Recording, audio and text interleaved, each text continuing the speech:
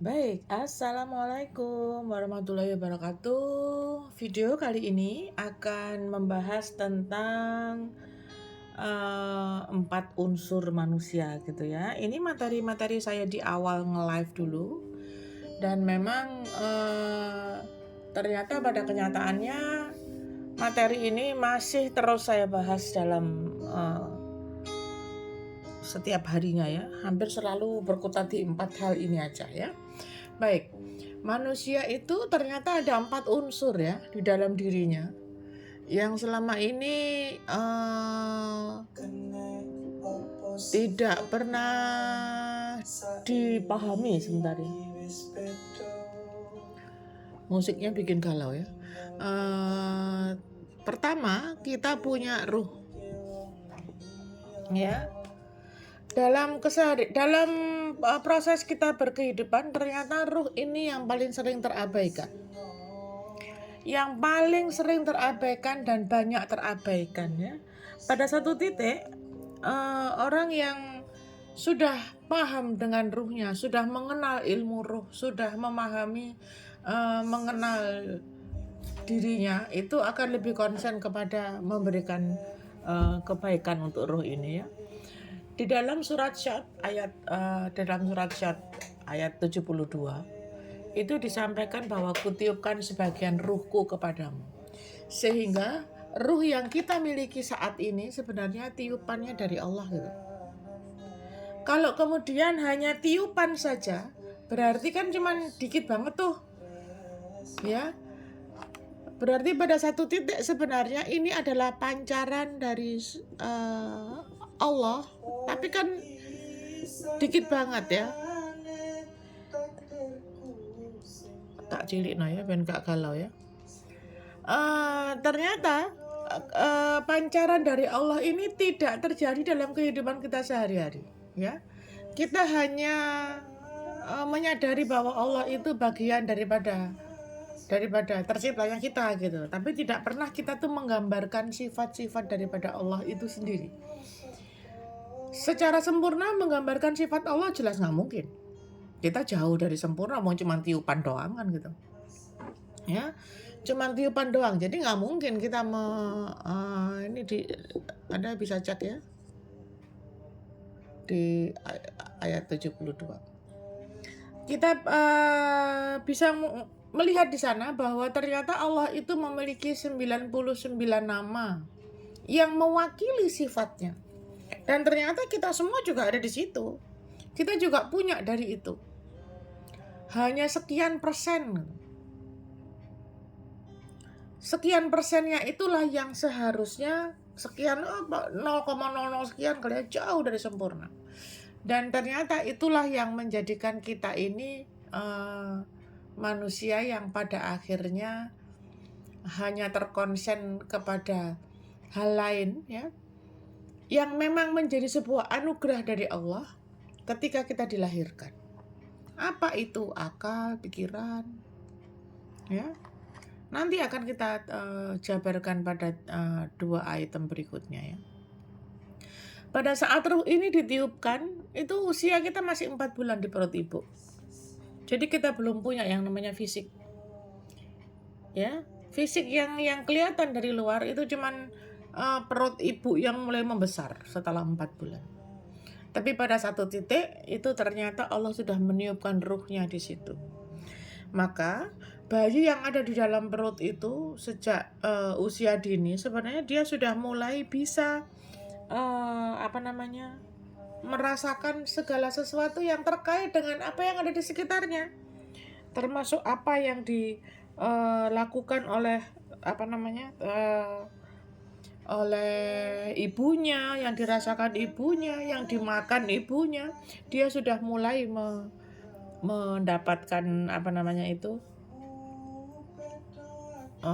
efeknya ya. Baru ketika dia dilahirkan muncullah fisik. Ini setelah lahir. Dan ketika dia lahir sudah mulai dia mendapatkan nama sebagai identitas.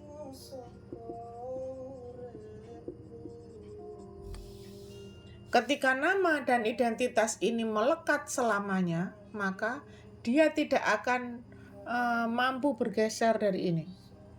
Bentar ya, saya terangkan. Ini kayaknya kurang terang ya.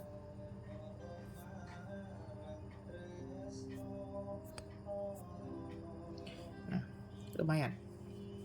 Baik, dan ketika dia baru lahir, barulah dia memiliki yang namanya belief system, yaitu hal-hal yang disampaikan oleh orang tuanya, baru mulai ada yang namanya belief system, yaitu pengetahuan yang diterima oleh orang tuanya, yang diberikan oleh orang tua, lingkungan, hingga nanti ya akademis itu termasuk nih. Ini yang membentuk sebuah belief system dari seseorang.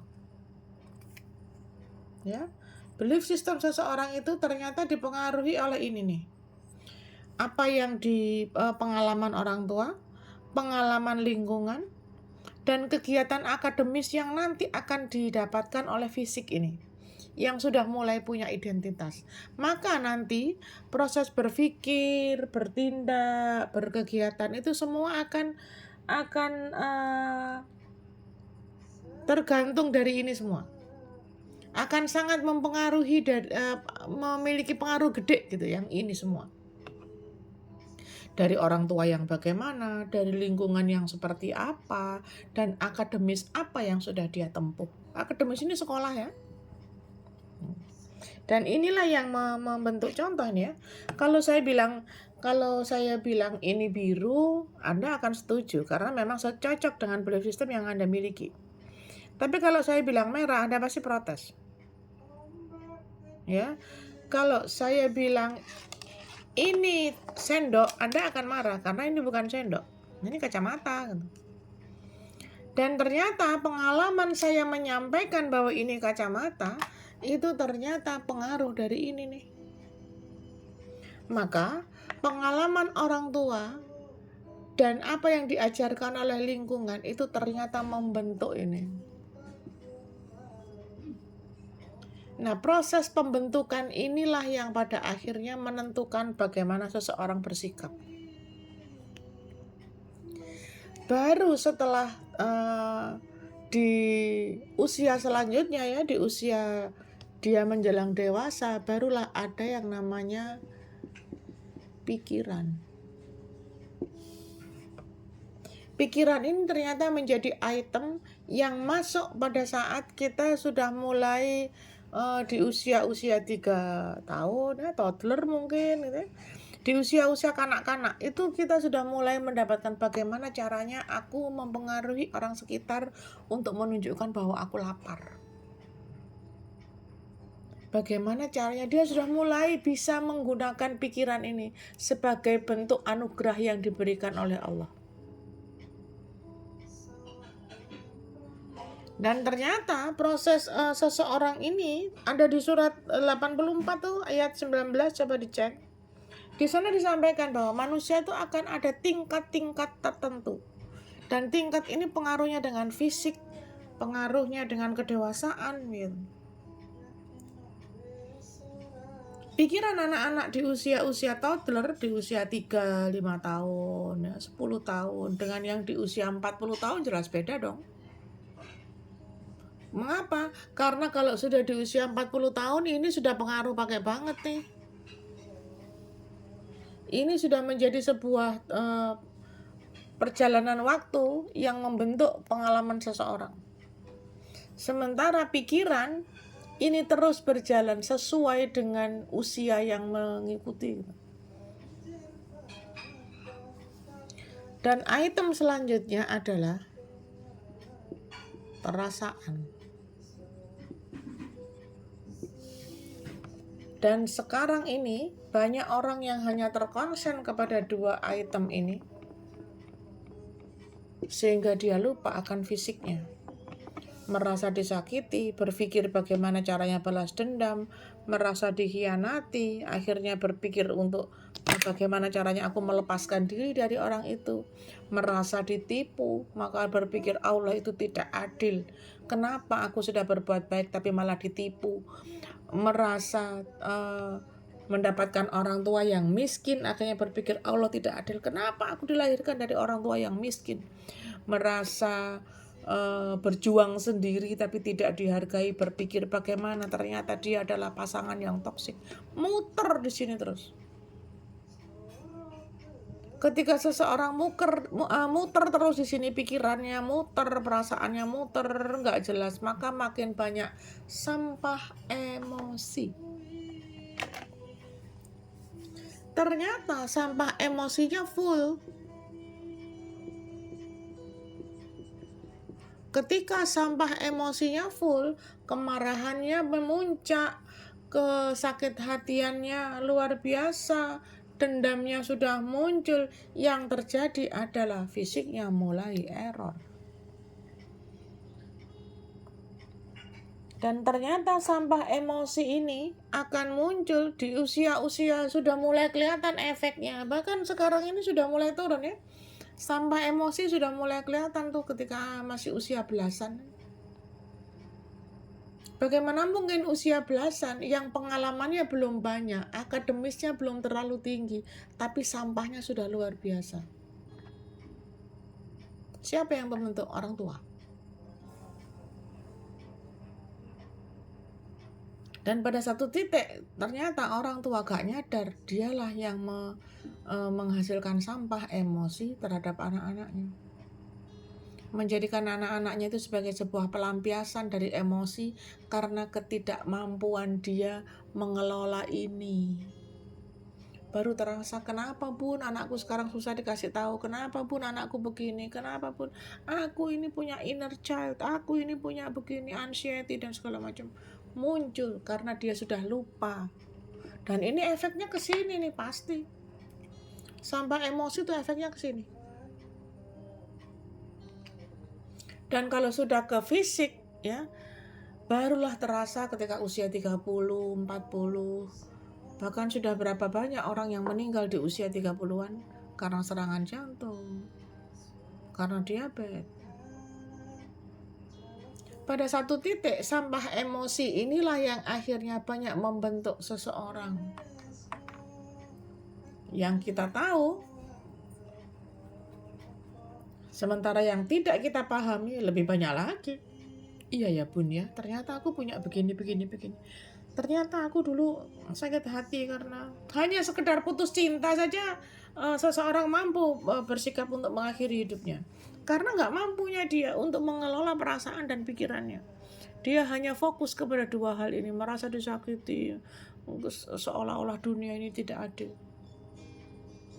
Lalu siapa yang bisa menjadikan anak-anak kita kelak menjadi pribadi yang menyenangkan? Ketika kita sebagai orang tua saja tidak mampu mengelola perasaan, tidak mampu mengendalikan pikiran. Lalu generasi anak-anak seperti apa yang akan kita harapkan muncul dalam kehidupan kita?